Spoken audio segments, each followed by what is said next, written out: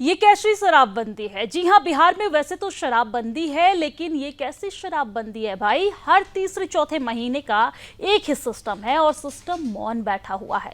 सवाल पूछो तो राजनीति करने का आरोप लग जाता है। पीड़ित परिवार के आंसू की चिंता किसी को भी नहीं है। अभी जिस मामले को लेकर बहस है वो ये है कि 25 मौत के बाद, पूरे सियासी ड्रामे के बाद प्रशासन की नींद खुली है और अब आरोपी की सियासत भी शुरू हो गई है। एक तरफ तो बिहार राज्य पूर्णतः शराबबंदी का दावा करता आया है, लेकिन जहरीली शराब के सेवन से अब एक बार फिर से कई घरों के दिए बुझ गए हैं। दरअसल बिहार के सिवान में जहरीली शराब के सेवन से 50 से ज्यादा लोग अस्पताल में भर्ती हैं। कई की हालत बेहद नाजुक बनी हुई है। आशंका जताई जा रही है कि मौत का आंकड़ा अभी और भी ज्यादा बढ़ सकता है। कई मरीजों की आंखों की रोशनी चली गई है, कई को उल्टी और सीने में दर्द की शिकायत है। 35 लोगों की मौत की संभावना जताई जा रही है। हालांकि प्रशासन ने अभी तक 25 की मौत की पुष्टि की है। बिहार में ये कोई पहला मामला नहीं है, बल्कि पिछले 4 दिनों में अब तक ऐसे कई मामले सामने आ गए हैं। सरकार दोषियों पर कड़ी कार्रवाई की बात कर रही है। सिवान से लेकर छपरा तक घरों में मातम पसरा हुआ है। प्रशासन की तरफ से कहा गया है कि मामले की जांच चल रही है, लगातार आरोपियों की धरपकड़ की जा रही है और इस बीच सीएम नीतीश ने डीजीपी को इस मामले के लिए खुद फील्ड में भेज दिया है। दरअसल बिहार की जहरीली शराब पीने से अलग अलग जिलों में अब तक 25 लोगों की मौत हो चुकी है और इस पूरे मामले को लेकर परिजनों ने अपना गुस्सा जाहिर किया है। पुलिस ने कार्रवाई की जानकारी दी है तो सियासत भी जमकर हो रही है। आइए आपको पहले सुनवाते हैं, फिर किसने क्या कहा और उसके बाद इस पर हम विस्तार से चर्चा करेंगे।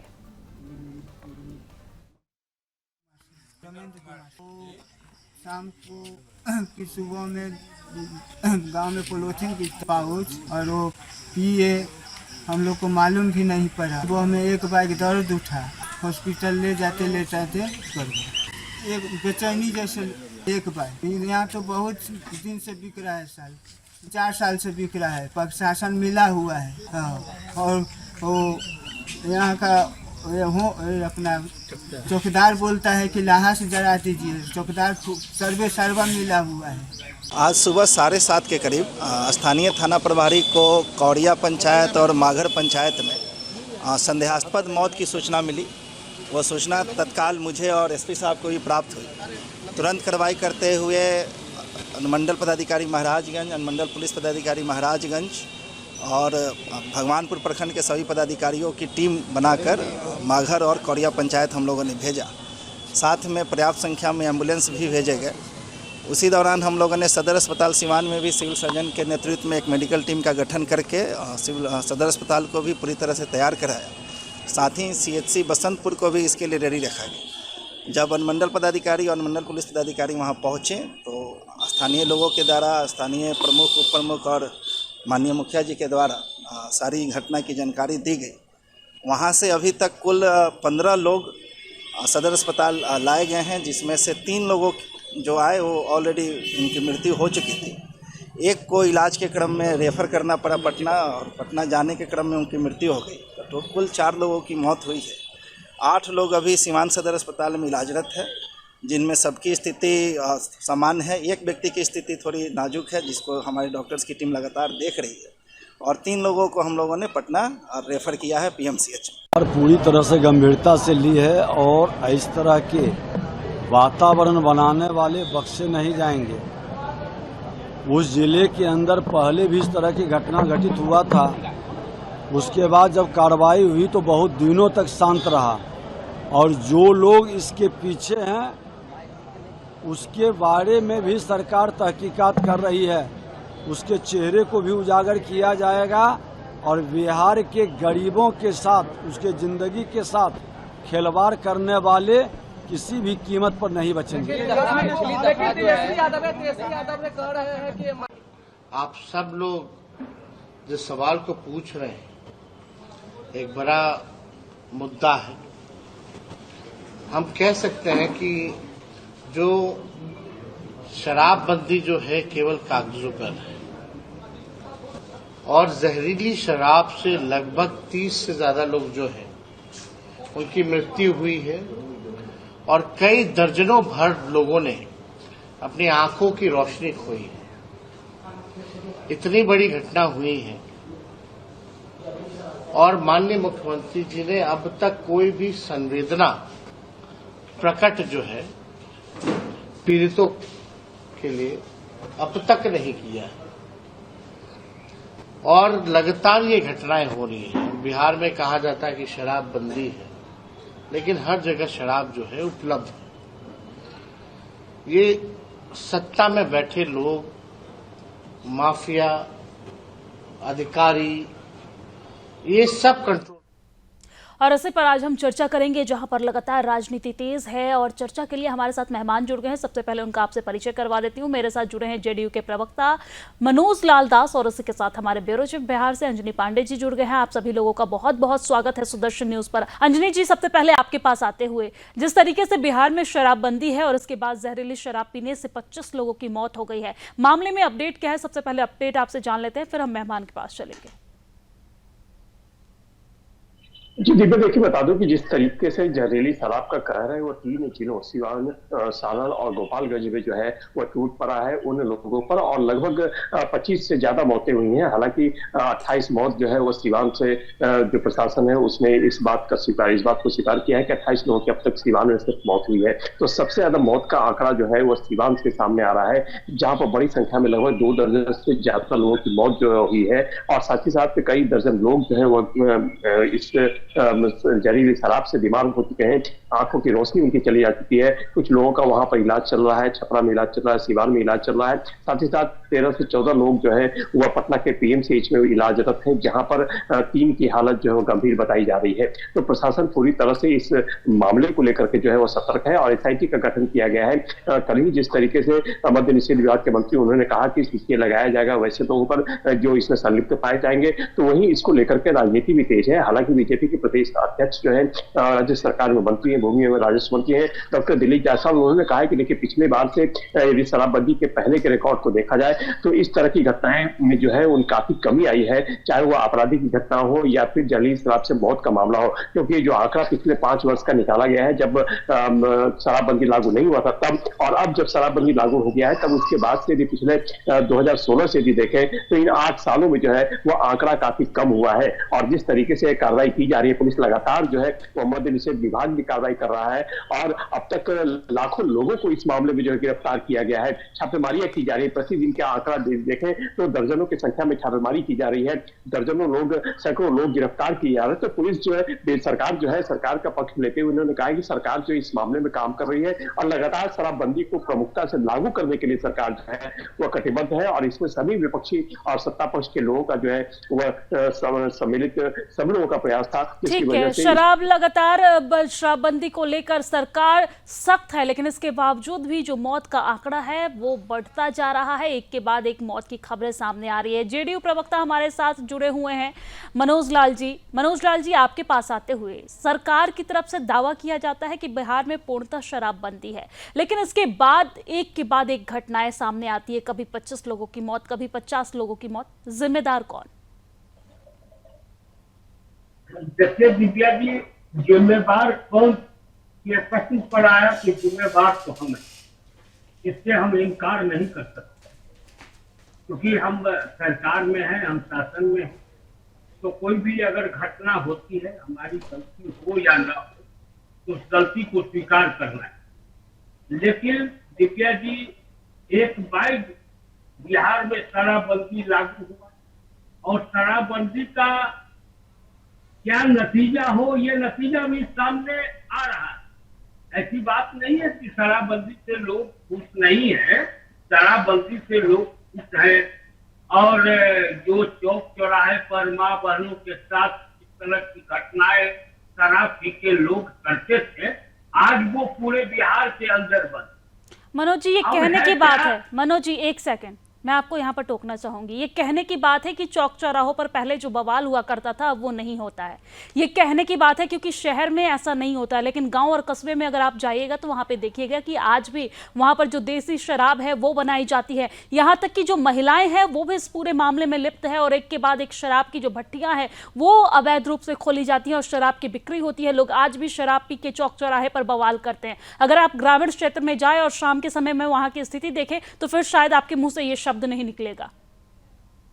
नहीं दिव्या जी, हम आपकी बातों को कहीं से झूठी नहीं कह रहा है जी, लेकिन इस तरह से तेजी से फैला हुआ था और इतना तो आज है कि आप गांव घर के अंदर भी आप अगर जा रही हैं तो चौक चौराहे पर भी अगर कोई दारू पिए हुए है, वहां के बनारसी दारू या कोई भी दारू शराब, तो कम से कम वहां हल्ला हंगामा वो करने के लिए नहीं तैयार होता है, चुपचाप वहां से निकल जाता है। कुछ जगहों पर होता होगा, इससे नहीं इनकार कर सकते हैं, लेकिन जो स्थिति बिहार में बनी हुई थी, जिस तरह के बातें चल रही थी, उस पर तो पहला अंकुश लगा हुआ है। दूसरी बात यह है कि हम इसकी सरकार इसके ठीक है, कितना अंकुश लगा है कितना अंकुश नहीं लगा है, हर एक रवैये से आपको रूबरू करवाएंगे। लाल दास जी, एक बार फिर से आपके पास आते हुए, जिस तरीके से बिहार में शराबबंदी है, इसके बाद भी जो मौत का आंकड़ा निकलकर सामने आता है, आपने बताया कि जिम्मेदार आप हैं,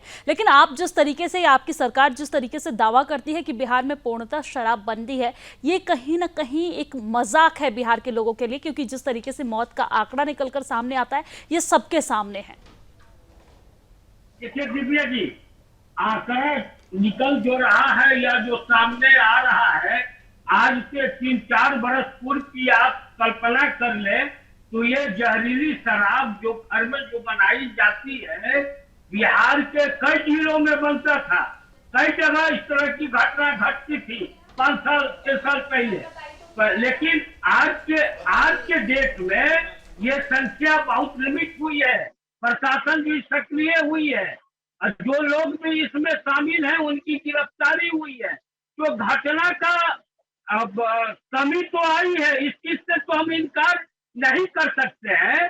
अब लेकिन कुछ लोग हैं, और हमें ये बताइए दिव्या जी कि जिन लोगों ने भी ये छपरा में, सिवान में या गोपालगंज में दारू, जहरीली दारू, मैं उसको जहरीली दारू करता हूँ क्योंकि घर से में बनाकर पिया गया है, कहीं बाहर से दारू नहीं आया है, कोई दूसरे जगह से दारू बगल के प्रदेशों से इन किया हो और उसको उन्होंने पिया हो, इस तरह की बातचीत नहीं है।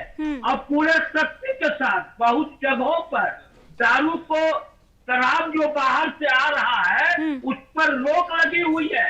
आज राजस्थान के कई बड़े बड़े शराबी के व्यापारी जो है आज बेउर जेल में बैठे हुए हैं, लेकिन ये शराब किसने पिया?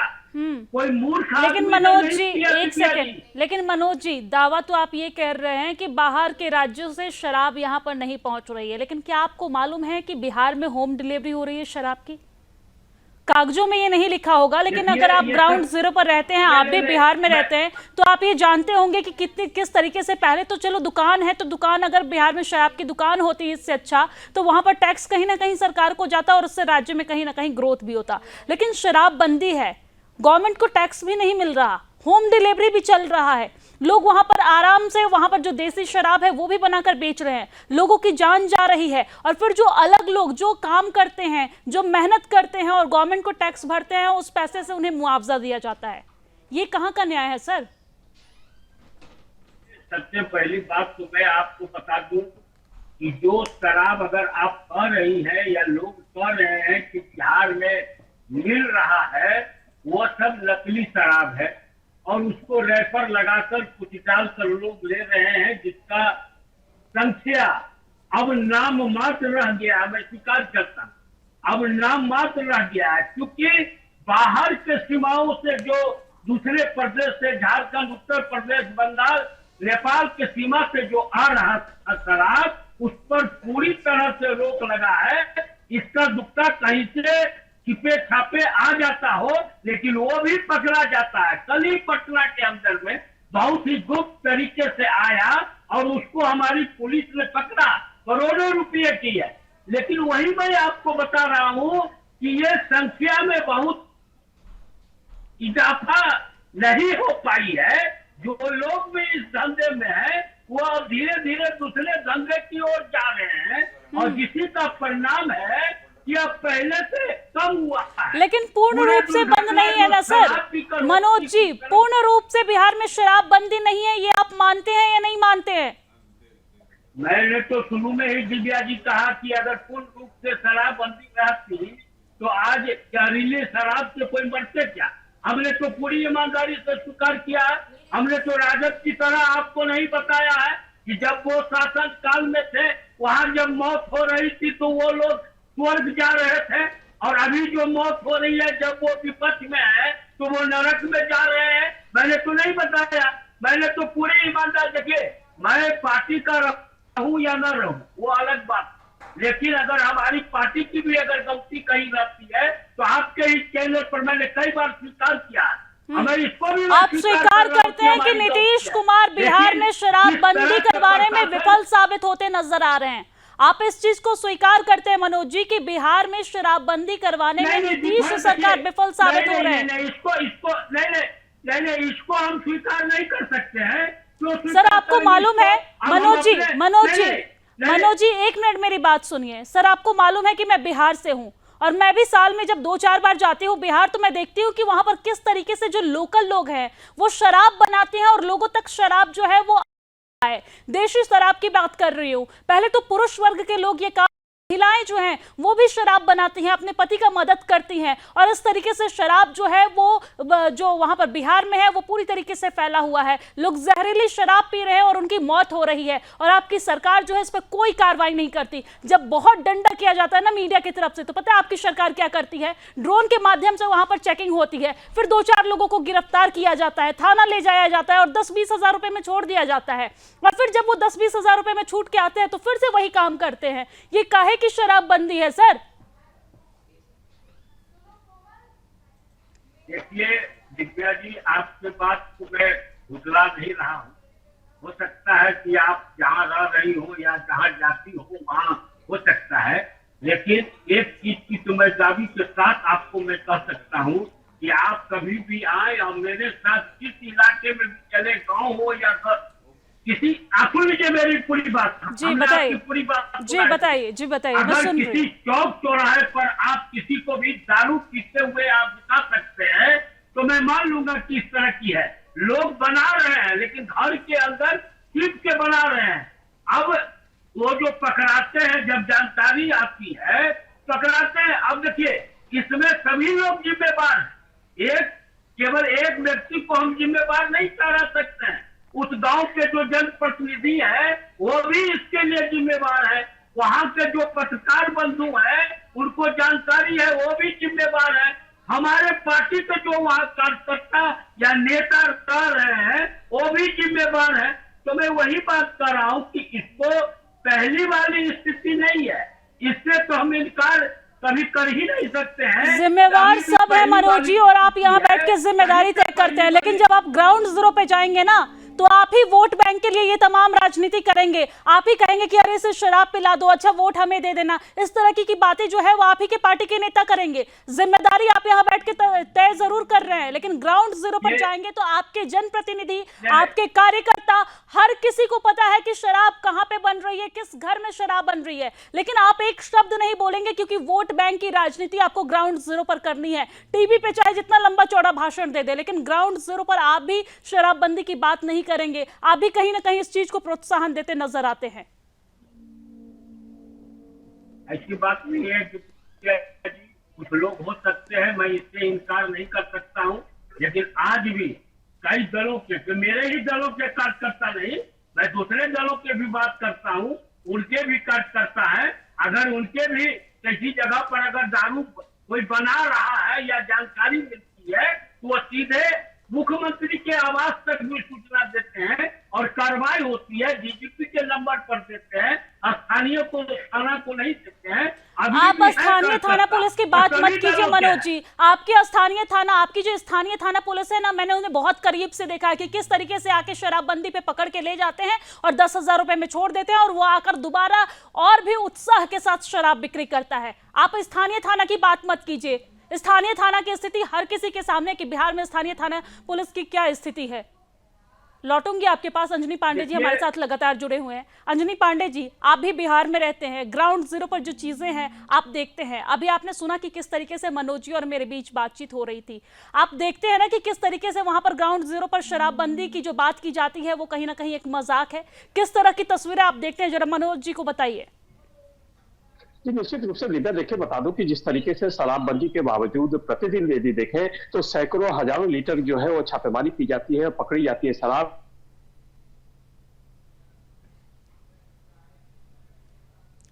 ठीक है, अंजनी जी से हम एक बार फिर से संपर्क करने की कोशिश करेंगे। मनोज जी आपके पास आते हुए, जिस तरीके से ये घटना घटी, हम उम्मीद करते हैं कि आपकी सरकार जो है, ठीक है अंजनी जी एक बार फिर से वापस जुड़ गए। अंजनी जी अपने बातें जारी रखिए। तो जिस तरीके से शराबबंदी लागू है 2016 से, लेकिन उसके बावजूद सरकार का दावा है, सरकार का जो आंकड़े हैं उन आंकड़ों के अनुसार 12 लाख लोगों को अब तक गिरफ्तार किया जा चुका है। और 2008 की बात यदि करें तो 266 लोगों की मौत जहरीली शराब के मामले को लेकर के हुई है।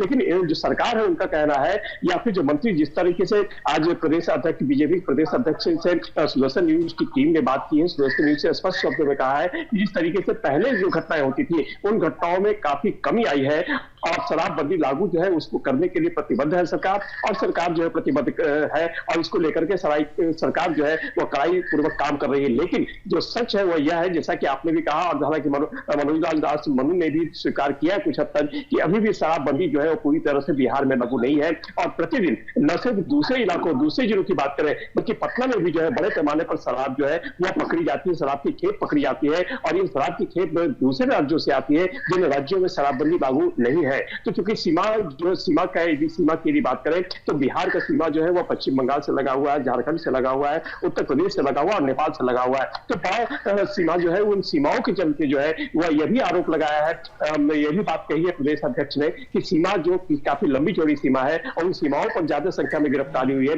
तो लगभग 70% से ज्यादा गिरफ्तारियां जो है वह इन सीमावर्ती इलाकों में हुई, क्योंकि उन सीमावर्ती इलाकों में जो है वह प्रदेश के दूसरे प्रदेशों से जो है वो शराब जो है वह आ जाती है या फिर शराब पीने के लिए लोग चले जाते हैं। लेकिन जिस तरीके से गिरफ्तारियां हैं उन गिरफ्तारियों में इतना इजाफा हुआ है और घटनाएं जो है कम हुई हैं। जो मरने वालों की संख्या थी, जो जहरीली शराब से जब शराबबंदी लागू नहीं था तब संख्या जो थी वो काफी बड़ी संख्या थी, लेकिन अब जो है लगभग 67% लोगों का जो है वह शराब जो है वो छोड़ चुके हैं और 67% की जो है वो कमी आई है। हालांकि कमी जरूर आई है अंजनी जी, लेकिन देखा जाए तो आज भी ग्राउंड जीरो पर शराब बिक्री जो है, खासतौर पर देसी शराब, वो धड़ल्ले से बिक रहा है। और हम उम्मीद करते हैं, मनोज जी भी हमारे साथ जुड़े हुए हैं। मनोज जी, हम आपकी सरकार से उम्मीद करते हैं कि आपकी सरकार पूर्णतः शराबबंदी करवाने में एक बार फिर से खड़ा उतरेगी, क्योंकि अगर आप या तो शराबबंदी करवाइए, पूर्णतः शराबबंदी करवाइए, नहीं तो लागू कर दीजिए ना सर शराब। क्या होगा, इससे टैक्स भी आएगा ना, राज्य में ग्रोथ होगा। और शराबबंदी के बाद भी अगर शराब बिक रहा है तो इसके पीछे सबसे बड़ा रीजन ये है कि बेरोजगारी। वहां के लोगों के पास बेरोजगारी इतनी ज्यादा है कि लोग रोजगार के लिए कुछ भी कर रहे हैं। उन्हें पता है कि वो जो कर रहे हैं वो गलत कर रहे हैं, लेकिन उनके पास अपने पेट पालने के लिए पैसा नहीं है, जिस वजह से वो मजबूरी में इस तरह के कदम उठा रहे हैं। तो हम आपकी सरकार से ये भी उम्मीद करते हैं कि आपकी सरकार वहां के लोगों को, जो वहां के जो स्थानीय लोग हैं, जो ग्रामीण क्षेत्र के लोग हैं, उन्हें रोजगार मुहैया करवाए ताकि वो इस तरीके का कदम ना उठाए। मनोज जी देखिए दिव्या जी, सबसे पहले तो मैं ये आपको बता दूं कि जो आप कह रही हैं कि ये शराब की, तो सबसे जराई प्रदेश गुजरात, और वहां भी हर दिन कहीं ना कहीं कुछ न कुछ पकड़ाता ही, चाहे वो नकली हो या असली हो, मैं उस पर नहीं चाहता। लेकिन जो बिहार ऐसे राज्य था जहां पर कि शराब के मामले में जो आर्थिक राजस्व होती थी वह सब प्रदेशों से ज्यादा था, उसके बावजूद हमने इतनी संख्या में इसको रोकने का काम किया है। संख्या में रोकने का काम किया है, है लेकिन जहरीली शराब पीने के बाद जब लोगों की मृत्यु होती है तो विपक्ष में बैठे लोग यहाँ पर तांडव करते हैं कि उन्हें जो है वो मुआवजा दिया जाए, मुआवजा दिया जाए। आप ही बताइए मनोज जी, किस बात का मुआवजा? जो लोग मेहनत करते हैं वो अगर टैक्स भरते हैं तो वो इसलिए भरते हैं ताकि उनके प्रदेश की तरक्की हो, विकास का कार्य आगे बढ़े, ना कि यहाँ लोग शराब पी के मरे और हमारे टैक्स से उनको मुआवजा दिया जाए। धन्यवाद हमारे साथ जुड़ने के लिए और तमाम बातचीत करने के लिए। अंजनी जी भी हमारे साथ जुड़े हुए थे। अंजनी जी, आपका भी बहुत बहुत धन्यवाद हमारे साथ इस चर्चा में शामिल होने के लिए और तमाम बातचीत करने के लिए।